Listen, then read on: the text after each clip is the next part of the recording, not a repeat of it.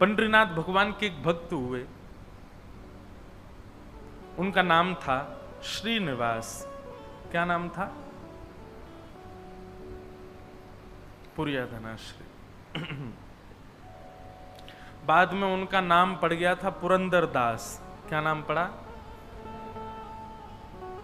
इसलिए कीर्तन जब होता है तो श्री पंढरपुर में गाते भी है, पुरंदराचा विठ्ठल विठ्ठल विठ्ठल विठ्ठल पांडुरंग विठ्ठल। तो श्रीनिवास नाम के भक्त हुए कर्नाटक में।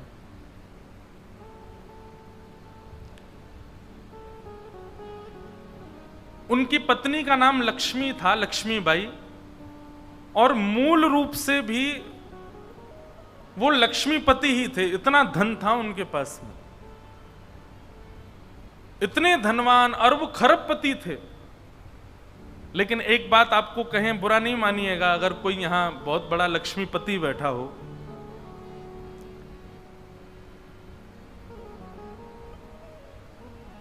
लक्ष्मी जिनके पास अधिक मात्रा में आ जाती है ना, 99% ऐसा होता है कि वो यज्ञ में निष्ठा रखेंगे, वो अनुष्ठानों में निष्ठा रखेंगे, वो इस प्रकार के क्रियाकलाप खूब करा देंगे, लेकिन उनके चित्त में भाव की कमी होती है, भाव उतना नहीं होता। प्रेम लक्षणा भक्ति धनवान को नहीं मिलती, ये क्षमा करें। प्रेमी भक्त जितने ठाकुर जी के मिलेंगे, वो बात अलग है कि कोई मीराबाई जैसी कोई एकादी ऐसे निकलते हैं कि जो राजघराने में होते हुए भी ठाकुर जी के परम भक्त हो जाते हैं। नहीं तो वैभव जब चारों ओर होता है ना, ठाकुर जी की प्रेम लक्षणा भक्ति चित्त में नहीं आ पाती। तो श्रीनिवास जी बहुत धनवान थे, लेकिन बिल्कुल भी दान नहीं करते थे, पुण्य नहीं करते थे, बिल्कुल भी किसी को धन देते नहीं थे, महाकंजूस थे। लेकिन उनकी पत्नी जो थी वो परम भक्ता, परम वैष्णवी। पत्नी की भक्ति से ठाकुर जी के चित्त में आया कि ये इतनी भक्ता है तो इसका पति भी भक्त होना चाहिए। यही बात मैं बताना चाहता हूं कि जब मां भक्त होती है तो पुत्र के ऊपर मां के भक्ति के प्रभाव से पुत्र में वो अंश आ जाते हैं भक्ति के, और वो ठाकुर जी प्रदान करते हैं। पत्नी की भक्ति से कई बार पति भक्त हो जाता है। माताओं की भक्ति लगती है पूरे परिवार को। तो श्रीनिवास जी की जो पत्नी है लक्ष्मीबाई, वो बड़ी भक्त है, पर श्रीनिवास जी धनवान तो खूब हैं, पर दान पुण्य कुछ नहीं करते। ठाकुर जी के मन में आया कि लक्ष्मीबाई तो इतनी हमारी भक्त है, इसका पति श्रीनिवास भी हमारा भक्त होना चाहिए। तो ठाकुर जी एक दीनहीन से ब्राह्मण का रूप बना करके, एक सामान्य से बड़े अति दीन ब्राह्मण का रूप बना करके श्रीनिवास जी की दुकान पर आ गए। उनका बढ़िया कुछ व्यापार था, वहां पहुंच गए। श्रीनिवास जी बोले, कहिए विप्र देवता, क्या सहायता करें आपकी? बहुत ध्यान से सुनिएगा। भगवान दीनहीन से ब्राह्मण बन के गए, बोले देखिए आप तो नगर सेठ हैं, आप पर तो इतना धन है, आपका तो इतना बड़ा व्यापार है, मेरे बालक का जनेऊ संस्कार यज्ञोपवीत होना है, मुझ पर ज्यादा धन नहीं है। यदि आप मेरी थोड़ी सी सहायता कर देंगे तो मैं अपने पुत्र का जनेऊ संस्कार कर दूंगा। श्रीनिवास जी ने मन में विचार किया, बोले कि आज इसकी सहायता कर दी तो कल कहेगा बेटे का ब्याह है, उसके लिए कर दो, फिर उसमें कर दूंगा, कहेगा बेटे के बेटा हुआ, उसमें सहायता कर दो। ये लगा ही रहेगा, एक बार सहायता कर दूंगा तो हमेशा के लिए इसके द्वार खुल जाएंगे, आता ही रहेगा कुछ ना कुछ मांगने। तो श्रीनिवास ने कह दिया, आज मैं बहुत व्यस्त हूं, आप कल आ जाना। जैसी आज्ञा। दूसरे दिन फिर से ठाकुर जी आ गए, दीनहीन से ब्राह्मण। बोले आपने आज बुलाया था, आप कुछ सहायता कर दीजिए। अब वो अपना काम वाम इधर उधर करने लगा, दिखाने ऐसे लगा कि बहुत व्यस्त है। श्रीनिवास जी फिर बोले आप कल आइएगा। मैं आज भी बहुत व्यस्त हूं, मैं कल आपसे मिलूंगा। ठाकुर जी बड़े दीनहीन, बड़े सरल, जैसी आज्ञा, मैं कल आ जाऊंगा। फिर चले गए। तीसरे दिन फिर ठाकुर जी आ गए। श्रीनिवास बोला, ये तो रोज आ जाता है, क्या करूं इसका। श्रीनिवास जी ने बाहर कुछ 2-3 बालक बैठा दिए, बोले जैसे ही ये ब्राह्मण आता देखे मुझे बता देना, मैं कहीं भाग जाऊंगा, मैं मिलूंगा ही नहीं इसको। रोज कल कल कल करते करते 3 महीने बीत गए। अब तो ऐसी स्थिति हो गई कि जैसे ही ब्राह्मण आता दिखता, श्रीनिवास कहीं से भाग जाता और सबको ये बोल देता, इसको बोल देना है ही नहीं, चले गए कहीं बाहर। कब आएंगे? बोले 2 महीना बाद आएंगे। 2 महीना की तो छुट्टी मिले। ठाकुर जी बोले मैं 2 महीना प्रतीक्षा कर लूंगा, 2 महीने बाद आ जाऊंगा। और ठीक उस तिथि के 2 महीना बाद ठाकुर जी फिर आ गए। अब कोई हम आप जैसा व्यक्ति होता तो फिर अपना स्वाभिमान देखता, अरे क्या रोज रोज इसके द्वार पर जाना। लेकिन वो तो ठाकुर जी है ना, ठाकुर जी को स्वाभिमान थोड़ी रहता है। ठाकुर जी को तो ये इस पर कृपा करनी है मुझे, वो तो ढीठ बन जाते हैं। और ढीठ भी नहीं, हमारे ब्रज में तो ऐसा विनोद में कहते हैं ठाकुर जी महा ढीठ बन जाते हैं। एक बार एक भक्त की कथा आती है कि उससे सब लोग कहते थे गंगा जी स्नान करने जाओ। वो गंगा जी इसलिए नहाने नहीं जाता था कि वहां पंडे पुजारी पकड़ लेंगे, कहेंगे दक्षिणा दो। वो दक्षिणा नहीं देनी पड़े इसलिए गंगा जी नहीं नहाता था। पत्नी ने एक दिन कहा मैं भोजन नहीं बनाऊंगी और मैं मायके चली जाऊंगी अगर आप गंगा स्नान करके नहीं आए तो। गंगा स्नान करने गया तो साधारण घाटों पे नहीं गया, उस घाट पे गया जहां पर शव जलाए जाते हैं। वहां पे पंडे पुजारी होते ही नहीं है। बोलो वहां नहाऊंगा तो कोई नहीं आएगा। कंजूसों की भी। अच्छा एक और चीज, हमने कई भक्तों के चरित्र देखे, कंजूसों से भी ठाकुर जी की बड़ी मैत्री है। दान पुण्य करने वाले तो ठाकुर जी के हैं ही, लेकिन जो कंजूस होते हैं ना ठाकुर जी उनका भी पीछे छोड़ते नहीं है। कैसे ना कैसे भी करके उनका पैसा निकलवाते ही हैं।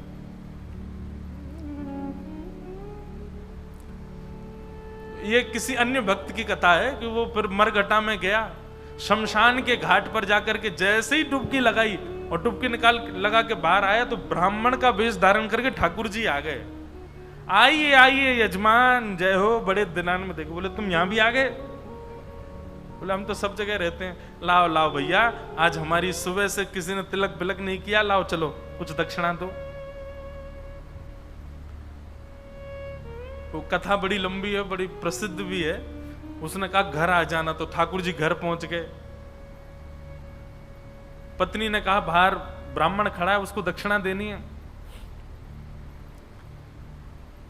कंजूस व्यक्ति बोले उनसे कह दो आज बीमार हैं, कल आ जाएगा।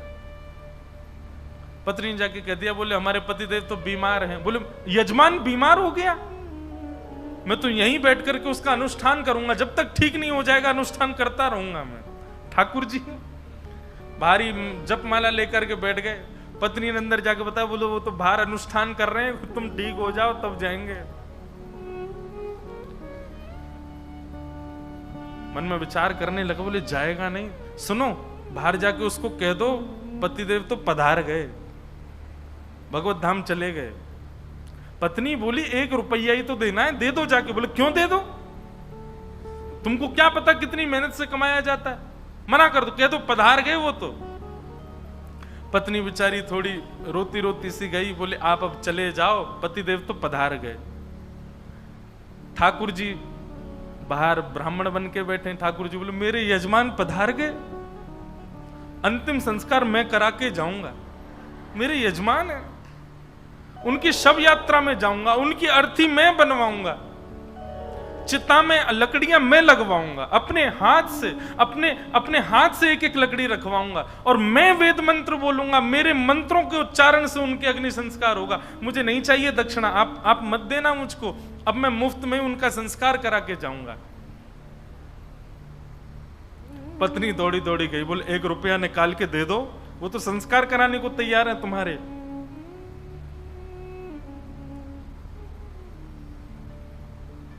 कंजूस बोला सुनो एक काम करो, अर्थी लगाओ तुम।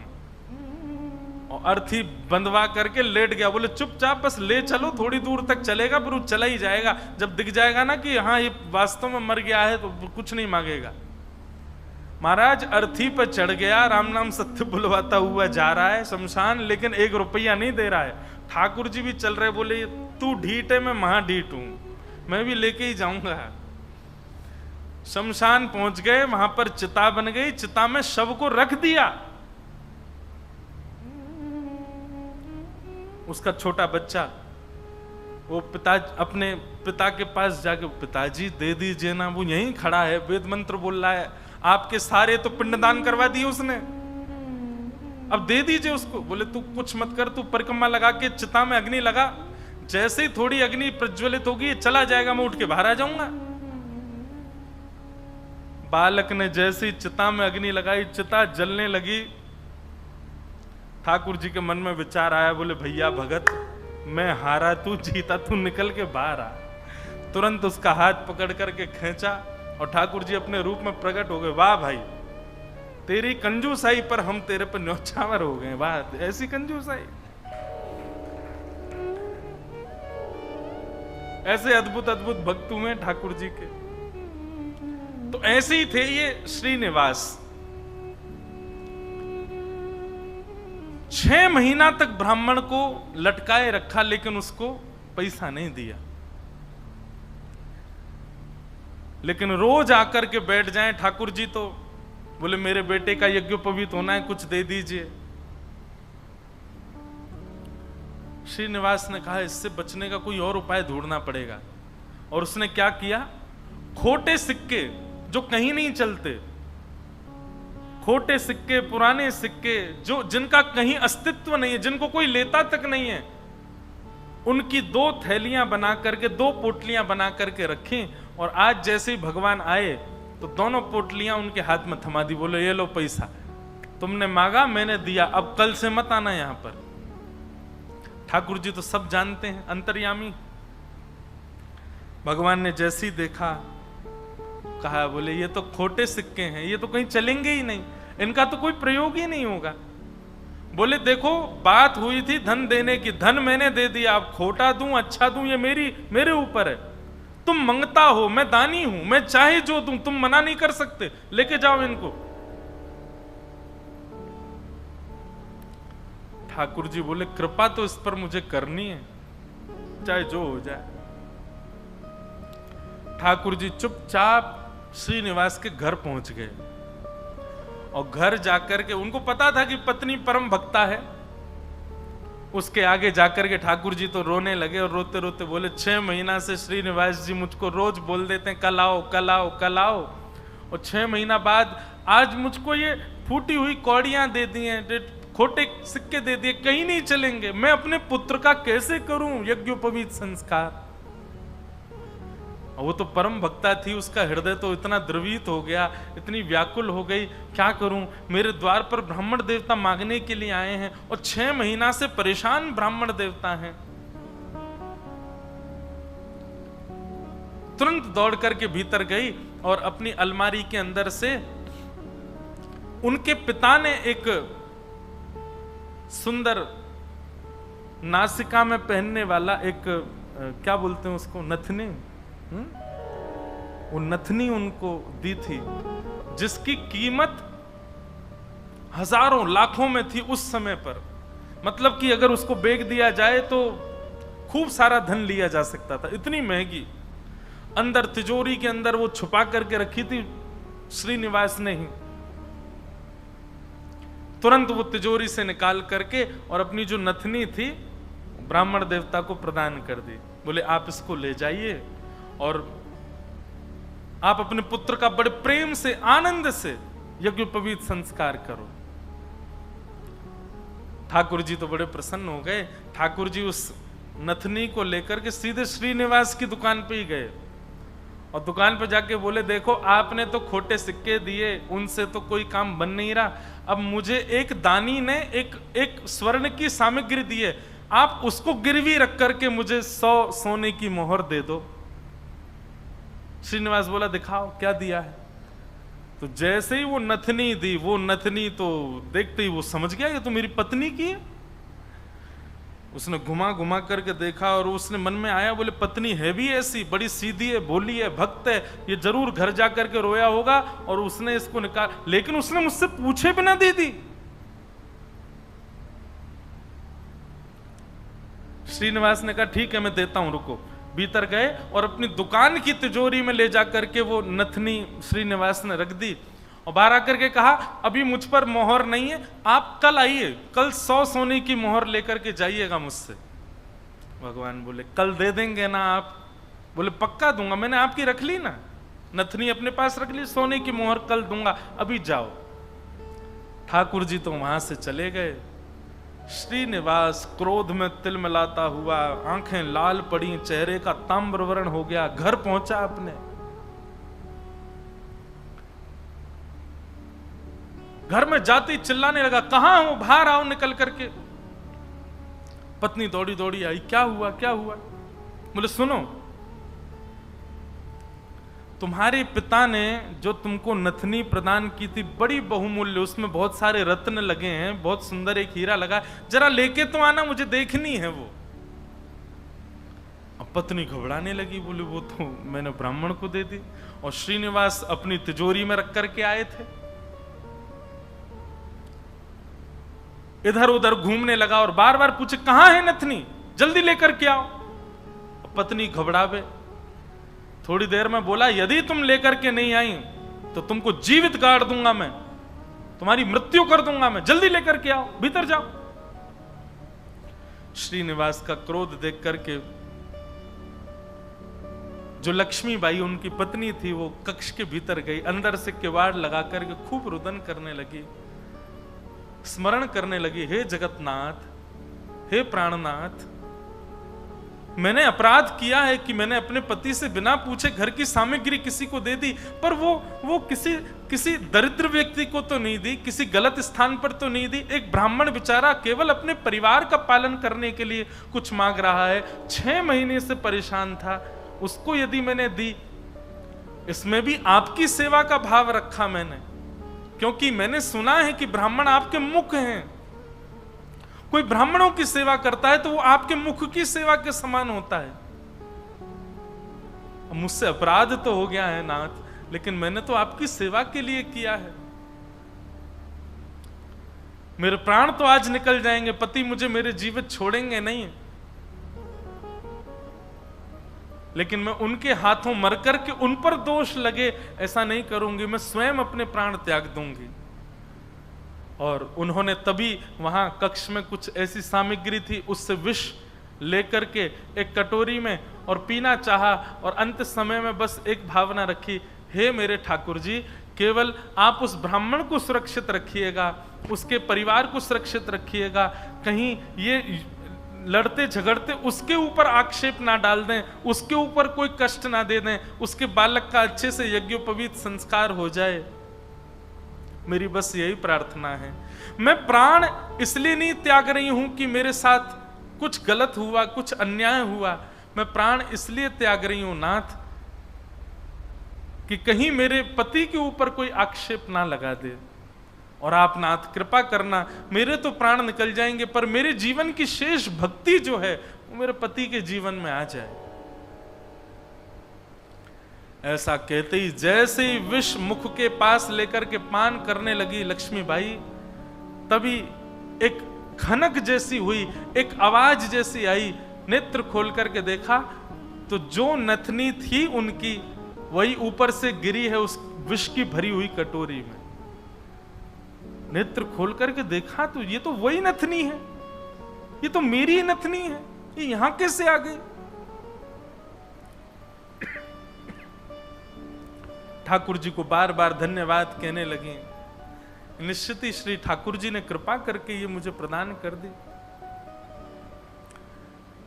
तुरंत उस पात्र को दूर रख करके नथनी हाथ में लेकर के, भगवान पर विश्वास तो उनका था ही, प्रसन्न मुद्रा में द्वार खोल करके बाहर आई और बाहर आकर के श्रीनिवास जी को दिखा दी, लीजिए ये लो नथनी। अब यहां श्रीनिवास का दिमाग घूम गया, बोले नथनी तो मैं अपनी तिजोरी में रख करके आया हूं, ये अंदर से कैसे निकाल के लिए आई? उसने नथनी पकड़ी, बोले ये तुम्हारी है ना? बोले हाँ मेरी है, देखिए ना वही हीरा है, वही रत्न है, वही स्वर्ण है। श्रीनिवास बोला हाँ है तो वही। वो कुछ नहीं, बात ही नहीं करी, नथनी लेकर के सीधा अपनी दुकान पर गया और दुकान पर जाकर के तिजोरी जो कि यथावत जैसी ताला आदि लगा के गया, जनेऊ में चाबी फंसा रखी थी, चाबी निकाल करके जैसे ही तिजोरी खोली और तिजोरी खोल करके भीतर देखा तो जिस तिजोरी में नथनी रखी थी वो वहां थी ही नहीं।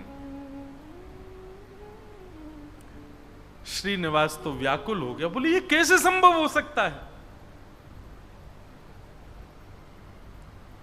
वो तो घर गया, घर जाकर के पत्नी से कहने लगा, बोले मुझे सब सत्य बताओ, मुझे पता है कि ये नथनी अंदर नहीं थी, लेकिन मुझे सत्य जानना है कि ये अंदर आई कैसे।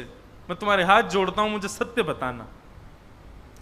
तब पत्नी ने सारा वृत्तांत बताया। बोले एक ब्राह्मण 6 महीने से आपकी दुकान के चक्कर लगा रहे थे, आपने उनको कुछ नहीं दिया, वही मेरे पास आए तो मुझे कुछ नहीं मिला तो मैंने वो नथ उनको प्रदान कर दी। बस मैंने उनको प्रदान की थी, अब आपको कैसे इसका पता चला ये नहीं। तो फिर आगे श्रीनिवास ने बताया, बोलो ब्राह्मण मेरे पास आए और मेरे पास आके नथनी को उन्होंने गिरवी रखा, 100 सोने की मोहर मांगी थी, मैंने कल आने के लिए उनको कहा, मैंने तिजोरी में रखी, लेकिन तुम्हारे पास कैसे आई अंदर? पत्नी ने बताया, बोले जब आप बहुत क्रोध करने लगे तो भीतर जाकर के मैं विष पान करने की योजना बना रही थी, और जैसे ही मैंने विष अपने मुख से लगाया तभी खनक करके आवाज आई और जिस पात्र में विष था उसमें नथनी अपने आप आकर के गिर पड़ी। ये बात सुनते ही श्रीनिवास रुदन करने लगे, रोने लगे, और रुदन करते करते उनको वो बार बार ब्राह्मण की छवि दिखाई देने लगी और बार बार उसकी छवि में ठाकुर जी का रूप दिखने लगा। वो स्मृति आने लगी कि जब मैं कह देता था कल आ जाना तो बेचारे ऐसे हाथ जोड़ करके, ठीक है बाबूजी मैं कल आ जाऊंगा, पर कल आप दे देंगे ना मेरे पुत्र का यज्ञोपवीत होना है। ये सारी स्मृति श्रीनिवास के चित्त में उठने लगी और ये विश्वास प्रगाढ़ हो गया कि ये सामान्य ब्राह्मण नहीं थे, साक्षात ठाकुर जी थे, और ये ठाकुर जी अनुग्रह करके मुझसे दान कराने के लिए आ रहे थे। अरे दान क्या कराने आ रहे थे, मेरे आगे हाथ जोड़ करके मांगने के लिए आ रहे थे। मैं जप नहीं करता, तप नहीं करता, संध्या नहीं करता, साधना नहीं करता, और मेरे द्वार पर ठाकुर जी आकर के ऐसे खड़े हो जाते थे भिक्षुक के भांति कि कुछ दे दो। मैंने ठाकुर जी को भिक्षुक बनाया, मैंने ठाकुर जी को प्रतीक्षा करवाई, मैंने ठाकुर जी को टालता रहा। अपनी पत्नी के चरण पकड़ लिए, बोले तुम्हारी भक्ति किस योग्यता है? मैं तो घोर नास्तिक हूं, मैंने तो अपने जीवन में कुछ भी अच्छा नहीं किया। ये तुम्हारी भक्ति का प्रभाव कि ठाकुर जी मुझ पर अनुग्रह करने के लिए आ रहे हैं।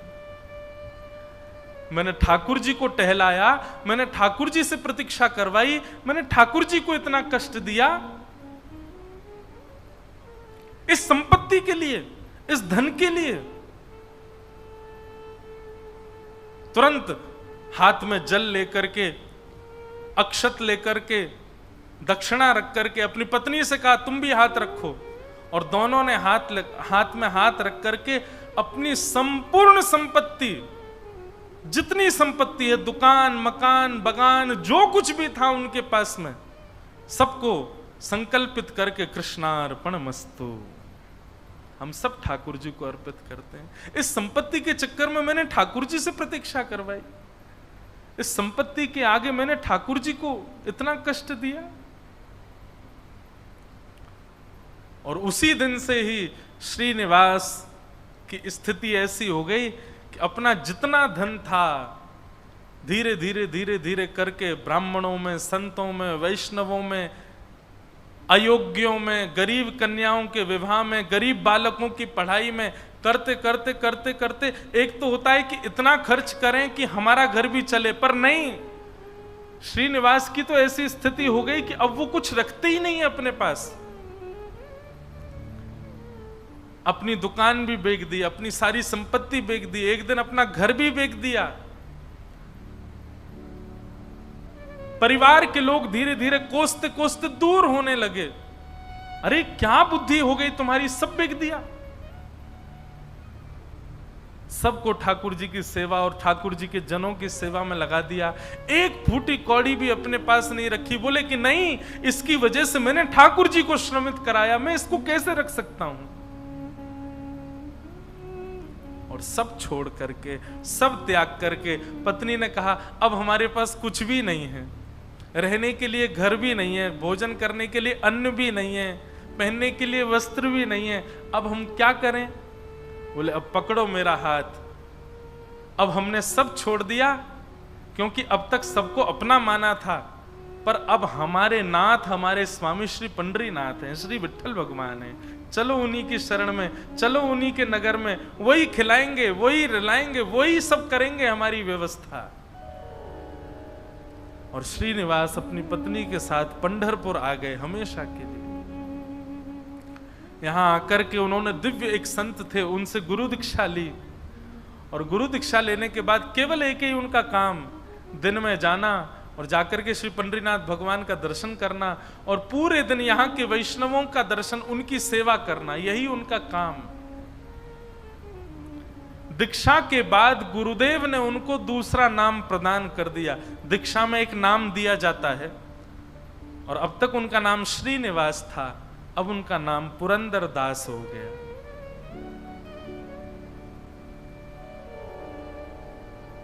श्री पुरंदर दास चंद्रभागा नदी के तट पर बैठे रहते, दिन भर विठ्ठल विठ्ठल विठ्ठल विठ्ठल विठ्ठल बस चिंतन करते और उस स्वरूप का ध्यान करते जो ब्राह्मण रोज अपने हाथ फैला करके दुकान पर आता था।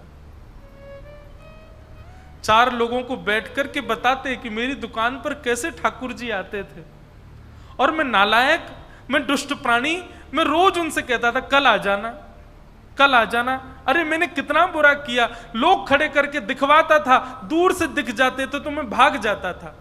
मेरे द्वार पर साक्षात जगन्नाथ आते थे और मैं उनके साथ ऐसी लीला करता था, ऐसा कपट करता था। उस कपट का ही दंड दे रहा हूं खुद को। और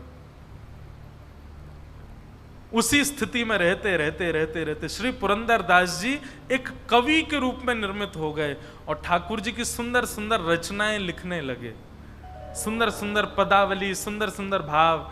लेकिन पुरंदर दास जी का यह भाव है कि वो अधिकतर रचनाएं कन्नड़ भाषा में ही लिखते थे और सुंदर रचनाएं करके श्री पंडरीनाथ भगवान को सुनाया करते थे। पंढरपुर आने वाले भक्त पुरंदर दास जी की रचनाएं सुनकर के आनंदित हो जाते थे और श्री पंडरीनाथ भगवान के सन्मुख कीर्तनकार जा जा करके उस रचनाओं को गाया करते थे। इस प्रकार पुरंदर दास जी अपना जीवन शेष समय एक कवि के भांति भगवान लीला चिंतन करते करते उन्होंने ठाकुर जी के श्री चरणों में अपने प्राणों का परित्याग कर दिया। कहने का अभिप्राय,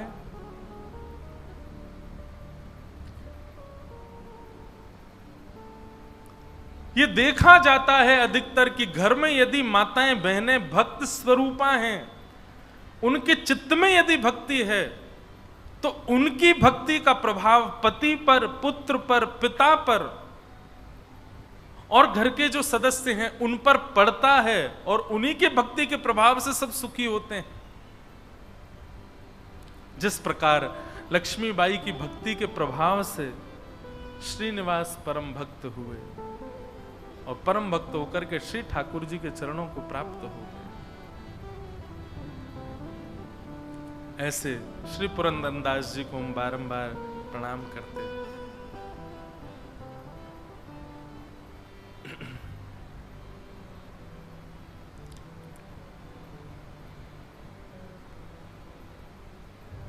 अच्छा हूं या बुरा हूं,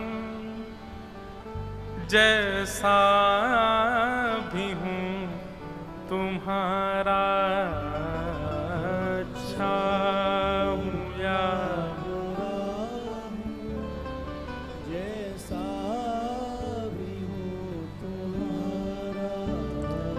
श्री ठाकुर जी से एक प्रार्थना, अवगुण हम सबके अंदर हैं। किसी में क्रोध है, किसी में काम है, किसी में लोभ है, किसी में ईर्ष्या है। पर नाथ आप कृपा करो न, जैसे पुरंदर दास के एक लोभ के गुण को आपने भक्ति में परिवर्तित कर दिया, ऐसी हमारे भी अवगुणों को ठाकुर जी आप परिवर्तित कर दीजिए ना। हम ये बात तो समझ चुके हैं कि हम जैसे भी हैं ठाकुर जी आप हमको स्वीकार करते हो। श्रीनिवास महाकंजूस थे, लेकिन आपने फिर भी उनको स्वीकार किया ना।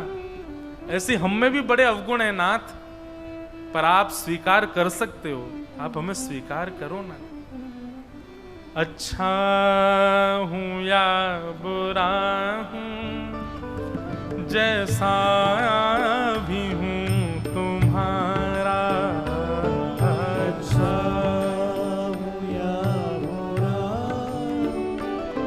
जैसा भी हूं तुम्हारा। अच्छा हूं या बुरा हूं, जैसा भी हूं तुम्हारा। अच्छा हूं या बुरा, जैसा भी हूं तुम्हारा। ठुकराओ ना मुझे अब, ठुकराओ ना मुझे, ओ चरणों में सर झुकाऊं। ठुकराओ ना मुझे, चरणों में सर झुकाऊं। हे प्रभु मुझे बता दो, चरणों में कैसे आऊं। हे प्रभु मुझे बता दो, चरणों में कैसे आऊं। माया के बंधनों से छुटकार कैसे पाऊं। माया के बंधनों से छुटकार कैसे पाऊं। हे प्रभु मुझे बता। श्री पंडरीनाथ भगवान की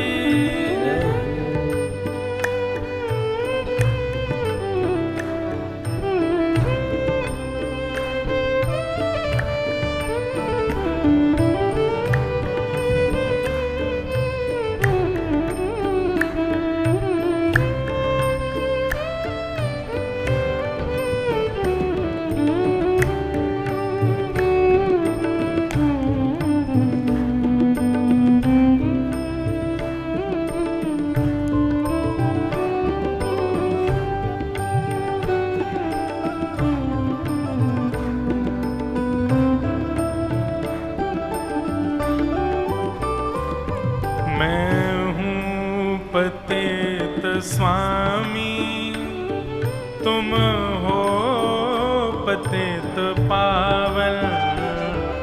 मैं हूँ पतित स्वामी, तुम हो पतित पावन। मैं हूँ पतित स्वामी, तुम हो पतित पावन।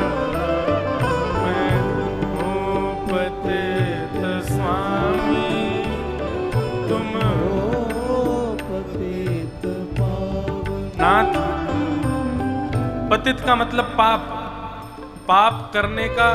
पापियों में स्वामी हूं मैं, बहुत पाप किए मैंने, पर आप तो पतित पावन हो ना नाथ।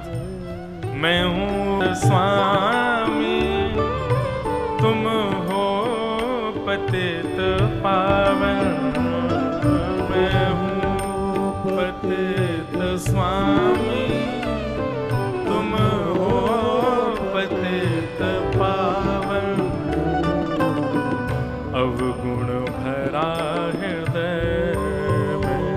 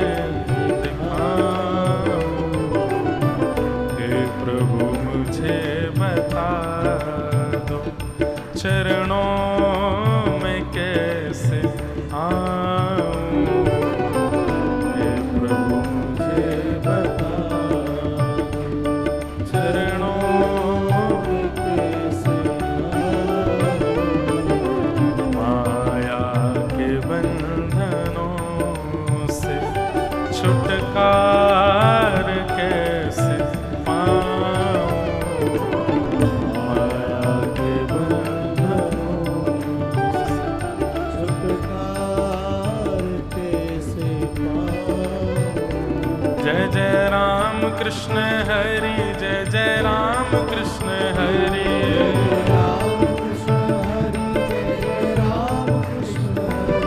जय जय राम कृष्ण हरि, जय जय राम कृष्ण हरि।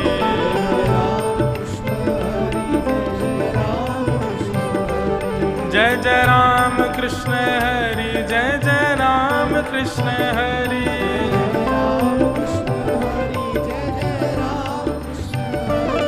जय जय राम कृष्ण हरि, जय जय राम कृष्ण हरि।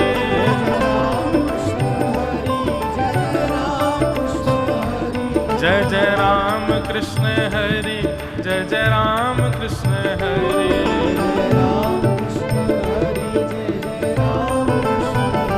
जय जय राम कृष्ण हरि, जय जय राम कृष्ण हरि।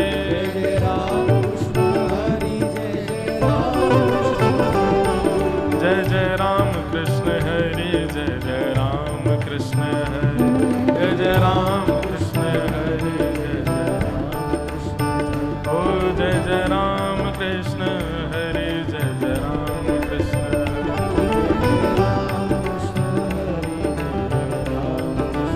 ओ जय जय राम कृष्ण हरि, जय जय राम कृष्ण हरि।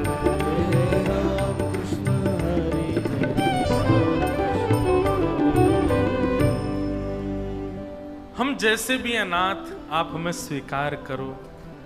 और ये बात निश्चित है कि कलयुग में हमारा जन्म हुआ है, पृथ्वी पर हम आए हैं, तो गुणवान तो हम नहीं हैं।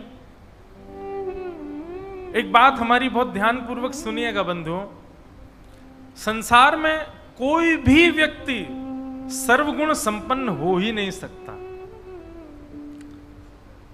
संसार में व्यक्ति सर्व दुर्गुण रहित हो ही नहीं सकता।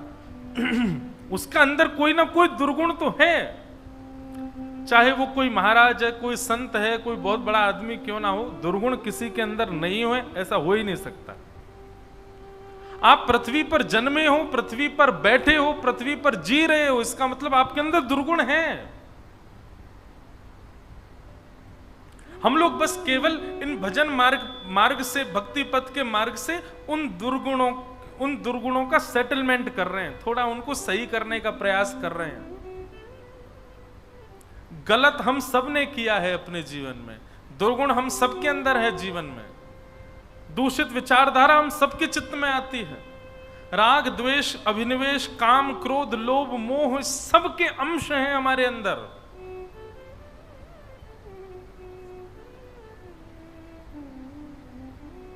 जैसे एक बार एक डॉक्टर बता रहे थे, जितनी भी बीमारियां होती संसार में, सबके सेल्स होते हैं हमारे अंदर, बस दूषित संपर्क में आने से या दूषित खान पान करने से या किसी भी चीज की बढ़ोतरी या कम होने से वो सेल हमारे जो हैं वो डिस्ट्रॉय हो जाते हैं, वही बीमारी हमको हो जाती है। ठीक वैसे ही सारे अवगुण हैं हमारे अंदर, काम क्रोध लोभ मोह ईर्ष्या द्वेष अभिनिवेश अहंता ममता चिंता, सब कुछ है हमारे अंदर। चोरी चकारी हम सब कर सकते हैं, खान पान दूषित खाना दूषित पीना, इन सबकी स्थिति हमारे अंदर है। बस हम बाह्य कुछ सत्संगों के प्रभाव से, गुरुजनों के प्रभाव से, वातावरण के प्रभाव से हम सब चीजों से धीरे धीरे बच के निकल जाते हैं। है सब कुछ हमारे अंदर।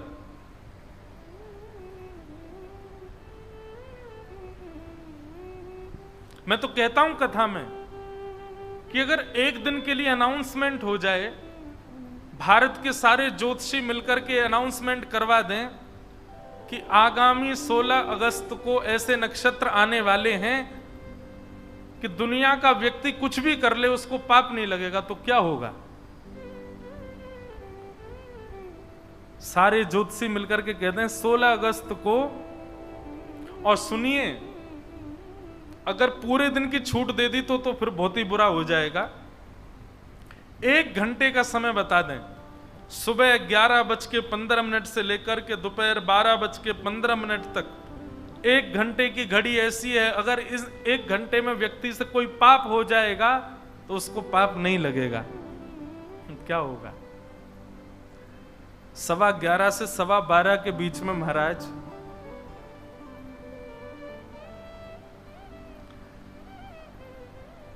कथा आदि सुनने वाला, अपने आप को बड़ा संभाल के रखने वाला, अपने आप को बड़ा व्यवस्थित रखने वाला भी सोच लेगा 1 घंटे का ही तो समय, कुछ कर ही लेते हैं, पाप तो लगना नहीं है इसमें। चलो हम भी थोड़ा चख करके देखें कैसी लगती पीने में।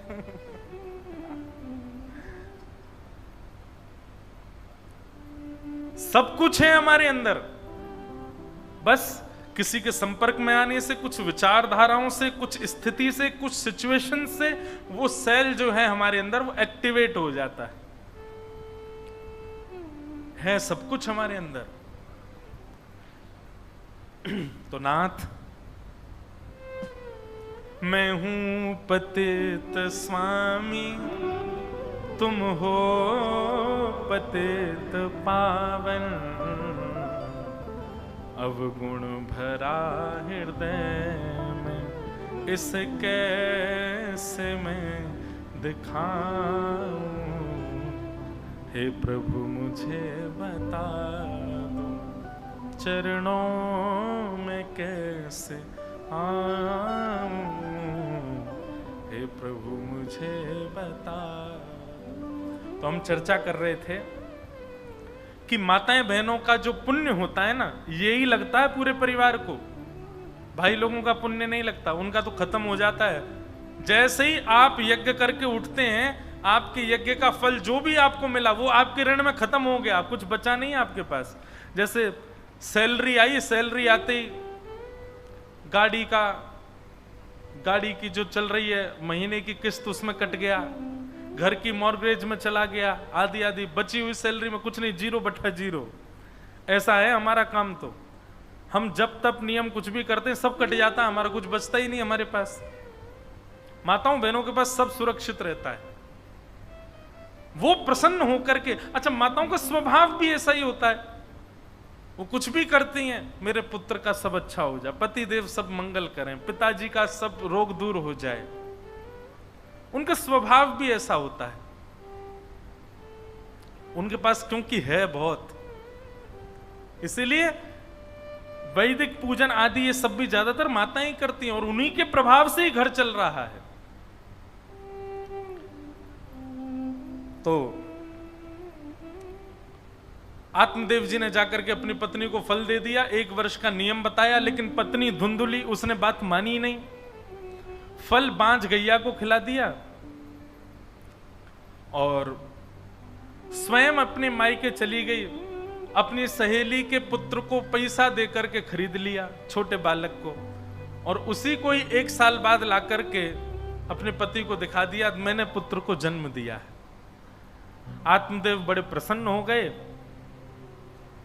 बालक का नामकरण हुआ। धुंधुली ने कहा मेरा नाम धुंधुली, बेटे का नाम धुंधुकारी। पतिदेव बोले जैसी तुम्हारी इच्छा। नामकरण बंधुओं, एक बात हमारी बात बहुत मानिएगा, नामकरण सदैव ब्राह्मणों से पूछ करके और किसी संत गुरुजन या फिर किसी श्रेष्ठ व्यक्ति के द्वारा ही रखना चाहिए। आजकल नए नए गुरुजी आए हैं संसार में, गूगल गुरुजी, वही नामकरण करते हैं बालकों का। इसीलिए बालक देखिए एडिक्टेड भी उस गूगल के ही हैं। क्यों? नामकरण ही गूगल जी ने किया है उनका। नामकरण देखो, जो लोग गोपाल सहस्त्रनाम का पाठ करते हैं, विष्णु सहस्त्रनाम का पाठ करते हैं, कथाएं सुनते हैं, उनको नामकरण के लिए गूगल के पास जाने, वो इतना सत्संग उन्होंने किया, भगवान के इतने नाम उनको पता होते हैं, वो अपने आप ही नाम रख देते हैं। ऐसा भी हो सकता है आपने किसी की कथा सुनी और उस कथा में आपने कई सारे भगवान के नाम सुने थे, और जब बालक घर में जन्म लिया तो आपने कथा का चिंतन करके कि मैंने कथा में एक नाम सुना था भगवान का और वो नाम रख दिया, तो यह भी उचित है। कथा में भगवान नाम सुना हुआ यदि बालकों का रखें तो उससे भी कल्याण होता है।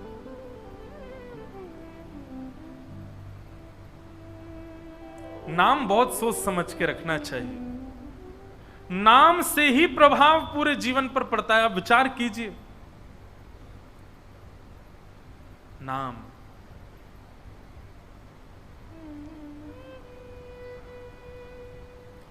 आपकी सब जगह पहचान उसी से है। संसार में ही नहीं, तीनों भुवनों में, तीनों लोकों में आपकी पहचान आपके नाम से है। अरे नाम भी ऐसा हो कि ठाकुर जी भी जब बोले तो ठाकुर जी को भी आनंद आ जाए। आहा, कितना मधुर नाम है। आपको पता है श्री पंडरीनाथ भगवान, एक सुंदर लीला सुनो। पुजारी जी ने रात में पंडरीनाथ भगवान को शयन करा दिया।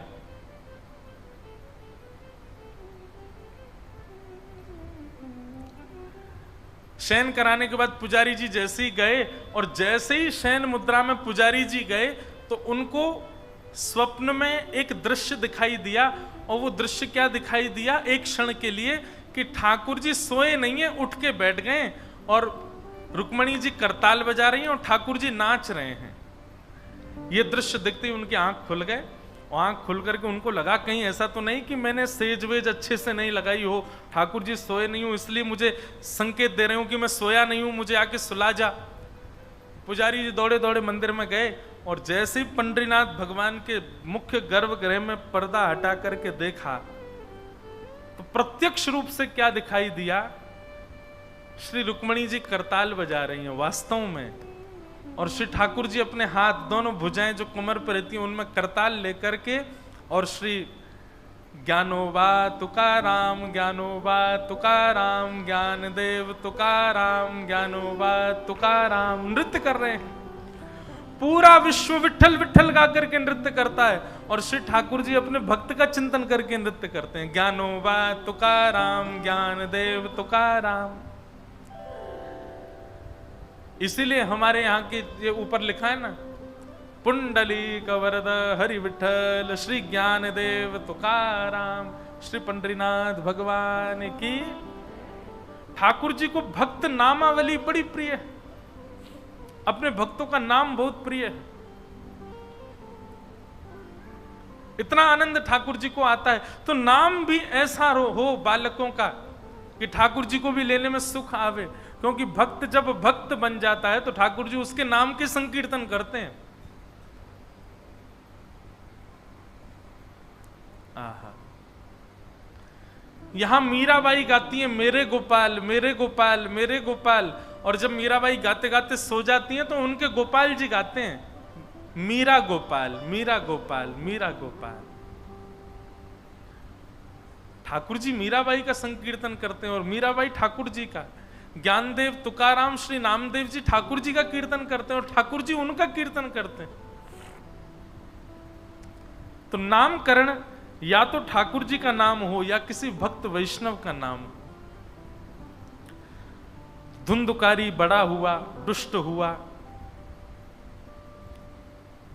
धीरे धीरे माता पिता को प्रताड़ित करने लगा। वहीं एक बाल्यकाल में ही गैया ने भी एक बालक को जन्म दिया था, उसका नाम गोकर्ण रखा गया था। गोकर्ण पंडित ज्ञानी बना। धुंधुकारी की प्रताड़ना से पीड़ित होकर के मां ने तो अपने प्राण त्याग दिए और श्री आत्मदेव जी घर छोड़ करके चले गए। आत्मदेव जी जैसे ही वन में गए, वन में गोकर्ण जी महाराज ने उनको ज्ञान उपदेश किया कि देह स्थिमां सरुधिरे भिमतिं त्यजत्वं जाया सुतादिषु सदा ममतां विमुञ्च पश्यानिशं जगदिदं क्षणभङ्गुनिष्ठं वैराग्य राग रसिको भव भक्तिनिष्ठः देहे स्थिमां सरुधिरे अभिमतिं त्यजत्वम्। पिताजी, मानव को दुख देने वाली दो चीजें होती हैं, अहमता और ममता। दो कारणों से मानव दुखी होता है संसार में, चाहे कोई भी मानव हो। सबसे पहला दुख का कारण होता है अहमत्व, अपने आप को कुछ समझना। जब आपके अंदर अहम की मात्रा होगी तो आपको बात बात पर बुरा लगेगा, बात बात पर गुस्सा आएगा, बात बात पर आपको कष्ट होगा। अहमत्व दुख का पहला कारण, और दुख का दूसरा कारण है ममत्व। मेरा बेटा, मेरी बेटी, मेरा मकान, मेरी दुकान, मेरा भाई, मेरा मित्र, मेरा सखा, मेरा बंधु, मैं और मेरा, ये दो ही दुख के कारण हैं। यदि मैं पना भी चला जाए और मेरा पना भी चला जाए, वो उस व्यक्ति को दुनिया में कोई दुखी नहीं कर सकता। बहुत ध्यान से सुनिएगा, आपके अंदर ये दोनों स्थिति नहीं है, मैं और मेरा। मैं भी कुछ नहीं हूं और मेरा भी कुछ नहीं है। बताओ फिर दुखी कैसे होगे? बताओ। आपको किसी ने कह दिया, अरे भाई तुम तो निशाचर हो, बोलता रहे, मैं अपने आप को कुछ मानता ही नहीं, तू निशाचर कह रहा है, मैं तो ये भी नहीं मानता। चलो ये तो रही आपकी बात। आपसे कोई आगे कहे, तुम्हारा बेटा इतना गलत काम कर रहा था, कौन किसका भाई?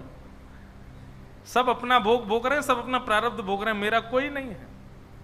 मैं और मेरा, ये दोनों जब आपके अंदर एक्टिवेट होते हैं तभी आप दुखी होगे, नहीं तो इन दोनों के इनएक्टिव होने से आपको संसार की कोई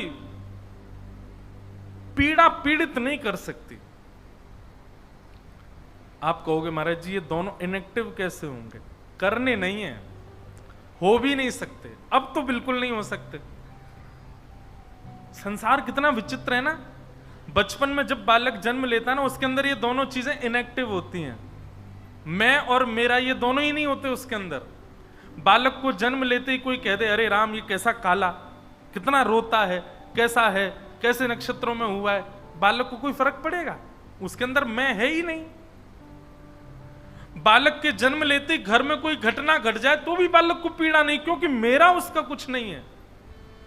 उसको हम सिखाते हैं, मैं और मेरे में हम ही लोग उसको मानते हैं।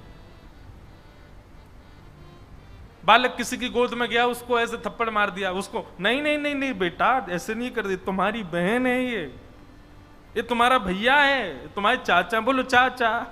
उसको आसक्ति तो हम ही सिखाते, और इसमें कोई आप लोग नहीं, मैं भी इसी में ही पढ़ा हूं।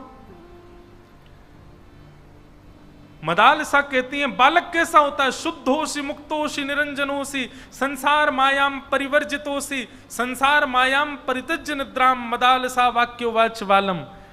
वैसे तो ये प्रैक्टिकल अब हो नहीं सकता, लेकिन यदि किसी ने कर लिया कि बालक को जन्म लेने के बाद मैं और मेरे पने से यदि विलग रखा जाए, 8 वर्ष तक तो मैं और मेरे के भाव में उसको आने ही मत दो। 8 वर्ष के बाद वो बालक ऐसा हो जाएगा शुद्ध परम मुक्त, उसको कुछ बुरा कह दो, उसके अंदर ईगो नाम की वस्तु जन्म ही नहीं ले पाई है, उसको कष्ट ही नहीं होगा उससे। और मेरेपन का भाव भी नष्ट हो जाए तो दुनिया में कुछ भी हो जाए उसको उससे भी कुछ नहीं होगा, वो परम शांत हो जाएगा। दुख के 2 कारण हैं, हम इन दोनों को खत्म तो नहीं कर सकते पर इनकी मात्रा तो कम कर सकते हैं ना। सबसे पहले मैं पना, ये जो मैं हमारे अंदर रहता है,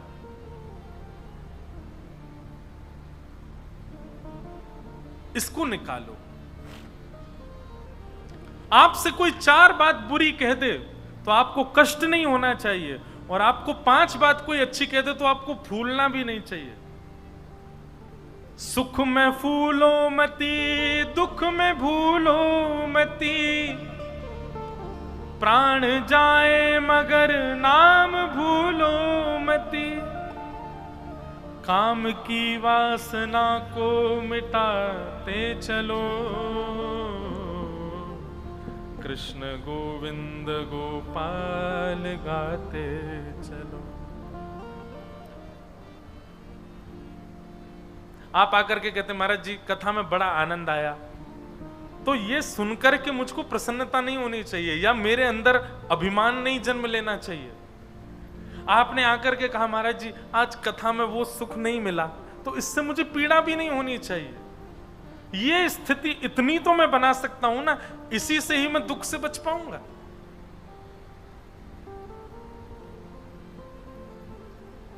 मैं और मेरा, इन 2 स्थितियों में आप सम हो जाओ, आपको दुनिया में कोई दुखी नहीं कर सकता। फिर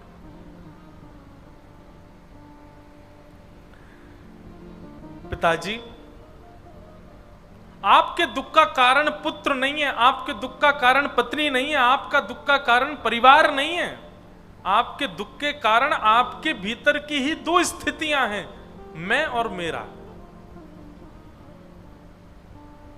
पहले आप इसलिए दुखी थे कि मेरे कोई संतान नहीं है, मेरे कोई बालक नहीं है, मेरा जीवन ऐसे ही निकल गया। अब आप इसलिए दुखी हो कि मेरी संतान ऐसी क्यों हो गई, मेरी संतान इतनी दुष्ट क्यों हो गई, ये धुंधकारी मेरा पुत्र इतना दुख देने वाला क्यों। दोनों स्थितियों में आपके दुख का कारण मेरा है। इसको निकाल दीजिए, आप कभी दुखी नहीं होंगे।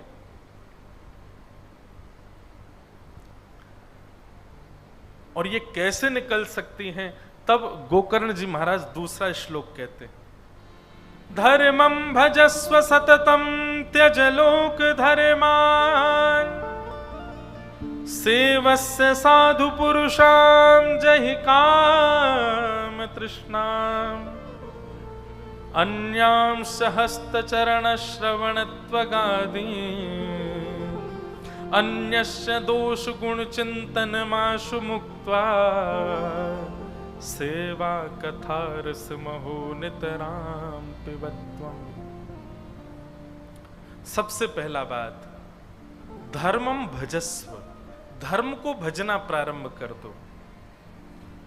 त्यज लोक धर्मान, लोक धर्म का त्याग कर दो। इसको लोक धर्म कहते हैं, संसार का। इसको रिझाने के लिए ऐसा ऐसा करो। जो कौन करता है? दुर्योधन।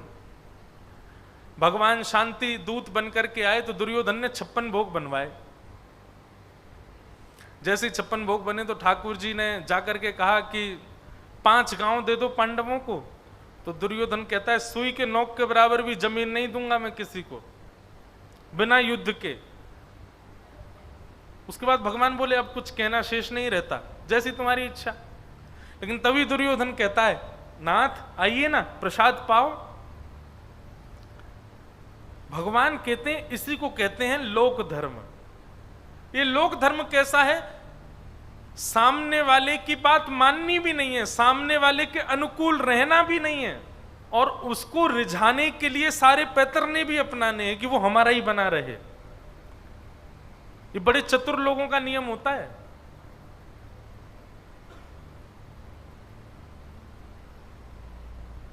कई बार ऐसा होता है,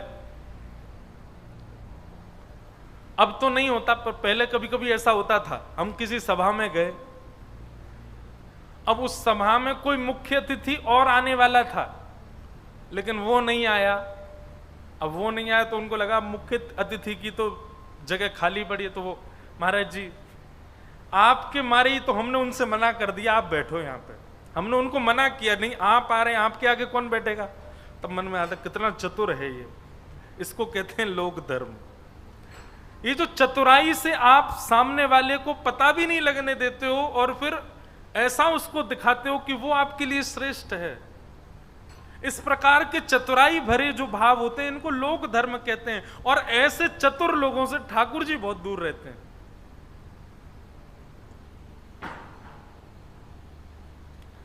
ये हम करते ही तो हैं। ये सुनार के पास गए, सोने का छत्र बनाओ। किसके लिए? पंडरीनाथ भगवान के ऊपर पधरवाना है। अब पंडरीनाथ भगवान के लिए हम सोने का छत्र बनवा रहे हैं, उसमें मणि लगवा रहे हैं, हीरे लगवा रहे हैं, डायमंड से उसको पूरा सजवा रहे हैं। मन में क्या सोच रहे हैं? पंडरीनाथ भगवान हमसे रीझे रहेंगे कि हमने सोने का छत्र चढ़ाया। पर पंडरीनाथ भगवान जानते हैं, बोले रिश्तेदार नातेदार अखबार में बाहर निकलवा के आया है सबको बताने के लिए कि मेरे पास कितना धन है, देखो मैं कितना बड़ा दानवीर हूं, इसलिए छत्र चढ़ा रहा है, इसलिए थोड़ी कि मेरे ऊपर छत्र हो। ऐसी चतुराई हम सबके अंदर है।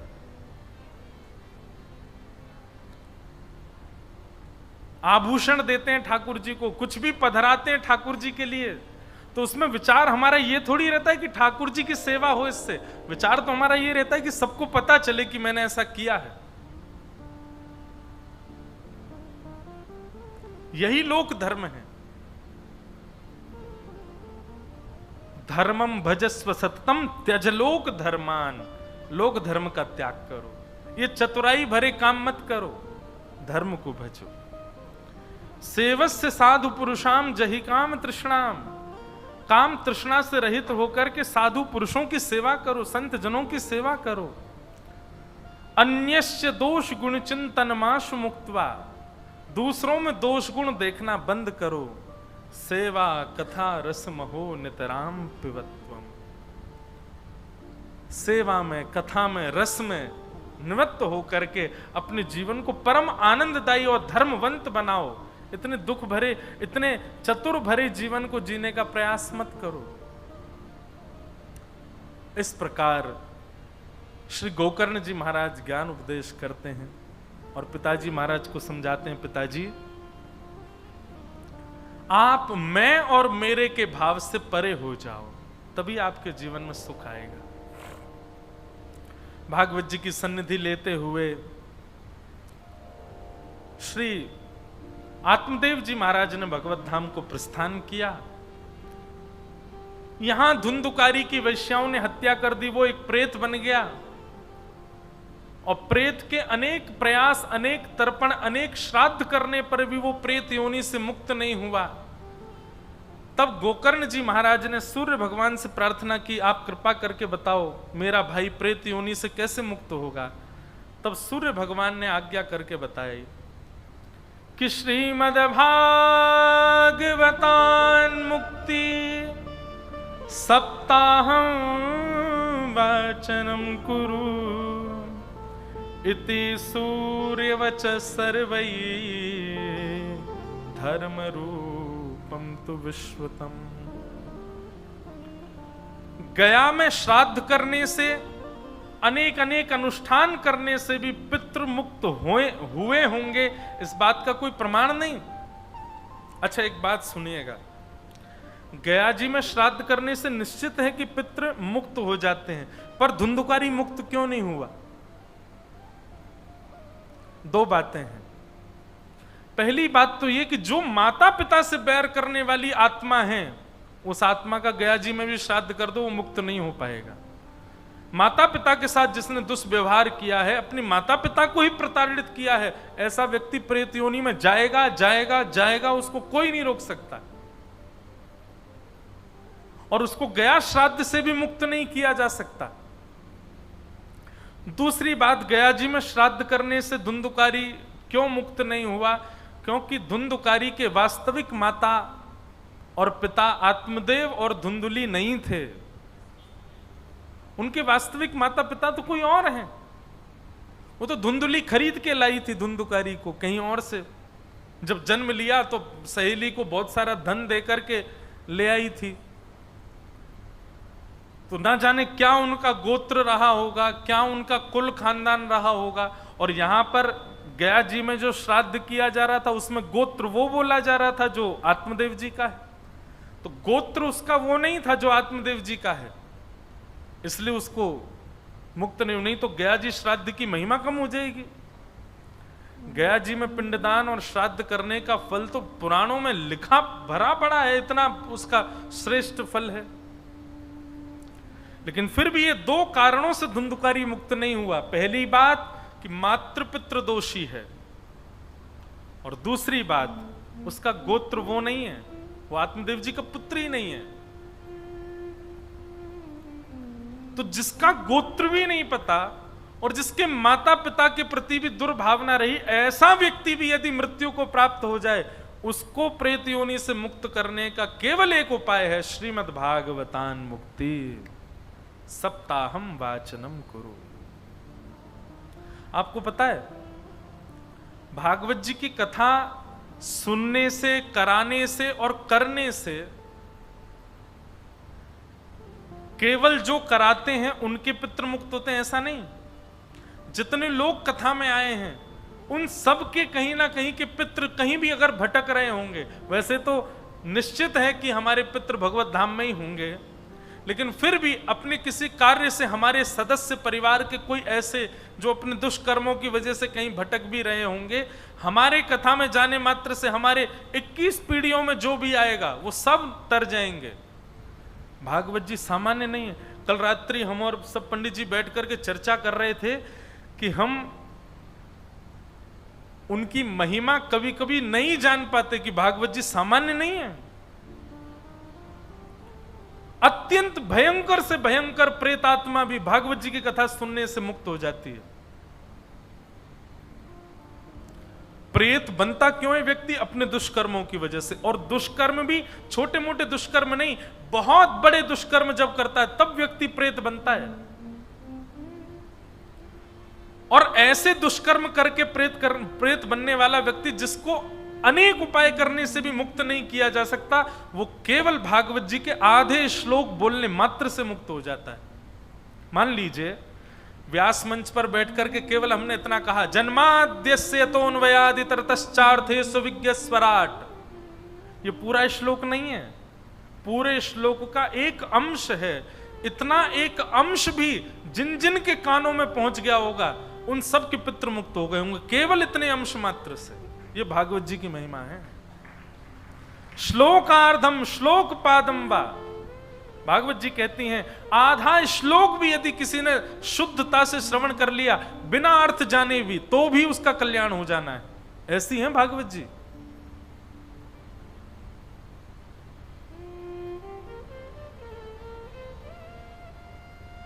एक संस्मरण है, इस वर्ष महाशिवरात्रि पर हमारी कथा हुई बागेश्वर धाम में। और महाराज वहां जब कथा हुई तो मैं एक दिन सुबह मंगला आरती दर्शन करने गया बालाजी के, हनुमान जी के। तो जैसे ही मैं सुबह सुबह जब वहां मंगला हो रही थी तो मंगला में महाराज इतने प्रेत आए, प्रेत ही प्रेत चारों ओर। अब जैसे ही मैं मंगला करके परिक्रमा करने के लिए हनुमान जी की बाहर निकला, वो प्रेत सब बांध, उनको एक बैरिकेटिंग में रखा हुआ था, सब बैरिकेड्स में थे। एक प्रेतनी न जाने कहां से कूद के अंदर आ गई जहां मैं घूम रहा था, और उसने मेरे पैर ही पकड़े सीधे, और पैर पकड़ करके बोले मुझे मुक्ति चाहिए। अरे मैंने की कथा में आजा मुक्ति मिल जाएगी, मुझे मुक्ति चाहिए, वो मुक्ति चाहिए। इतना कस के पकड़ा, 4 लोग खींचे मुझे, तब जाकर के उसने पाम छोड़ा। पाम मेरा अंगूठा वो मुख में बस उसको खाने ही वाली थी, इतने तो पांव बच गए मेरे। मैंने कहा मेरे साथ इतने लोग, इसने मुझको ही क्यों पकड़ा, मेरा ही पाम क्यों पकड़ा?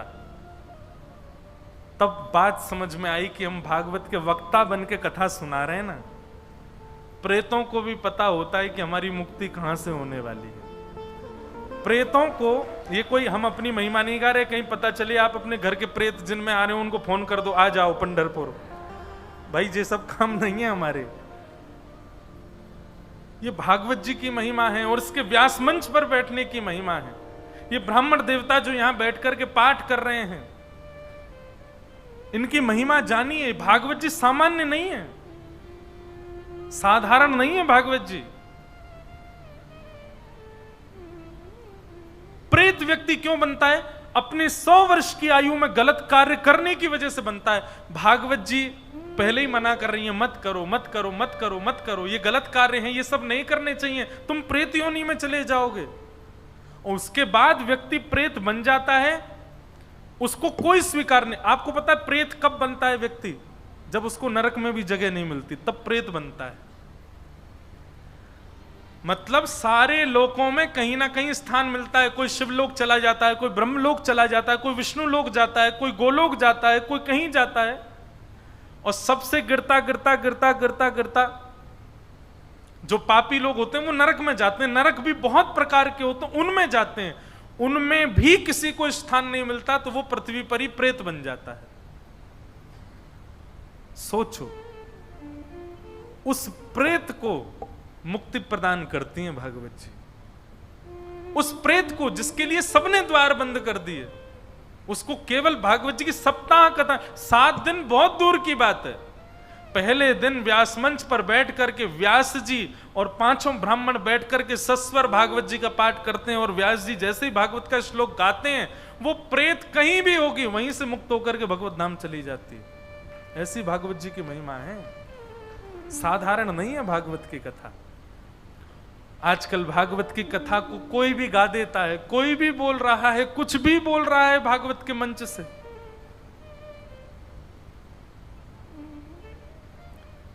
भागवत जी सामान्य नहीं है, साधारण नहीं है। भक्ति प्रदान करती हैं, प्रेम प्रदान करती हैं, ज्ञान प्रदान करती हैं, वैराग्य प्रदान करती हैं, और सब छोड़ो मुक्ति प्रदान करती हैं भागवत जी। नामदेव जी, तुकाराम जी, भक्तिमती मीराबाई, तुलसीदास, सबने भागवत का आश्रय लिया, और भागवत जी के आश्रय से ही सबके चित्त में भक्ति आई है। ऐसी भागवत की कथा। कभी कभी तो इतना सौभाग्य लगता है अपने ऊपर कि ठाकुर जी ने संसार में भेजा तो भगवान की दया से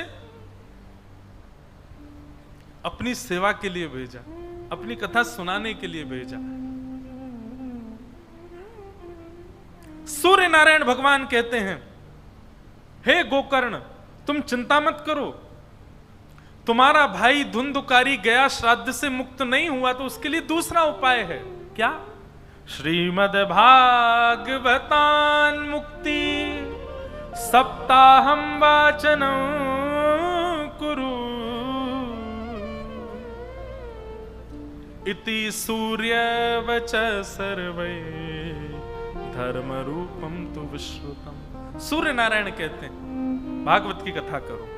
तब गोकर्ण जी महाराज ने भागवत की कथा की, और उस भागवत की कथा में एक ग्रंथि थी, उसके सप्त ग्रंथियां 7 दिन में फट गईं, और उसी में विराजमान धुंधुकारी प्रेत, जो कि महाप्रेत बन चुका था, वही दिव्य स्वरूप धारण करके बाहर आ गया, और विमान में बैठ करके व्यास मंच को प्रणाम करता हुआ भगवत धाम को प्रस्थान कर गया। गोकर्ण जी महाराज ने विष्णु दूतों से पूछा, कथा तो इतने सारे लोगों ने सुनी, मुक्ति केवल एक की क्यों हुई? सबकी मुक्ति हो जानी चाहिए। विष्णु दूतों ने बहुत सुंदर उत्तर दिया कि श्रवणस्य विभेदेन फल भेदोत्र संस्थितः श्रवणम तु कृतं सर्वै न तथा मननम कृतम। बहुत अच्छी बात। बोले श्रवण में भेद आया है, मतलब बोले जितने लोग कथा में बैठे हैं केवल सुन रहे हैं, सुनी हुई बात को मनन नहीं कर रहे। व्यास जी ने कथा में कहा कि किसी से ईर्ष्या नहीं करनी चाहिए। व्यक्ति सामने बैठ के सुन रहा है, सर भी ला रहा है, सही कह रहे हैं, ईर्ष्या नहीं करनी चाहिए। आधा घंटा बाद ही कुछ ऐसा हो गया, उसको देख करके तुरंत उसके प्रति ईर्ष्या भाव आ गया। ठाकुर जी बड़े पता कैसे हैं, इंस्टेंट टीचर हैं हमारे ठाकुर जी। जैसे ही आप कोई अच्छी बात सुनते हो और अच्छी बात सुनकर के आप सिरे लाते हो कि हाँ मैं इसको जीवन में उतारूंगा, ठाकुर जी उसी दिन परीक्षा ले लेते हैं, दिखा बेटा कैसे उतार रहा है।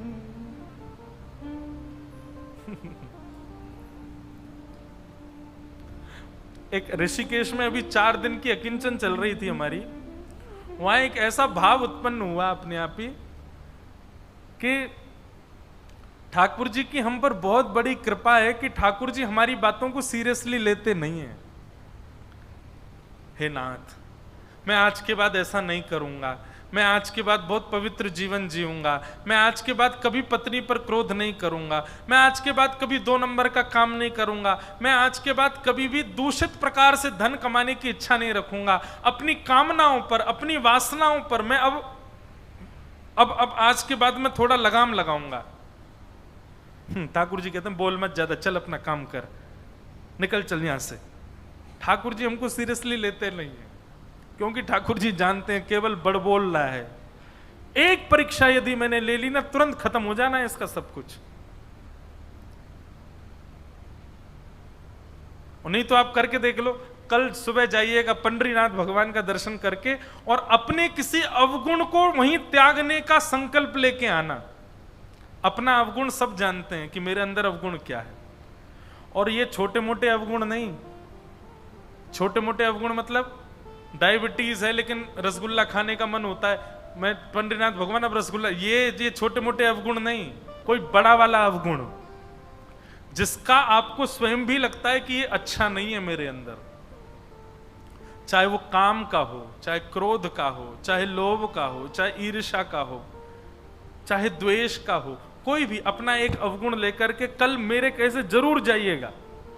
और श्री पंडरीनाथ भगवान अगर दर्शन हो जाए तो, नहीं तो चंद्रभागा नदी पे ही जाना और वहां जल लेकर के कहना, आज के बाद मैं संकल्प लेता हूं पंढरपुर में ही आज के बाद मैं ये क्रिया नहीं करूंगा, आप जल छोड़ देना।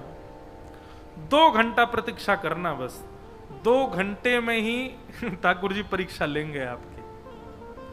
ऐसी सिचुएशन प्रकट करेंगे कि आप जिस नियम को तोड़ने का संकल्प देकर के आए हो वही नियम लागू हो, ऐसी कोई सिचुएशन होगी, फिर देखना आप नहीं बचा पाओगे स्वयं को।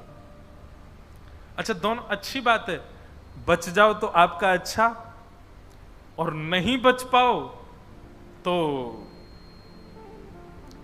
यह बात भी प्रमाणित हो जाएगी कि भाई हम कितने पानी में हैं, हम केवल बोलते हैं, करने की हमारी स्थिति नहीं।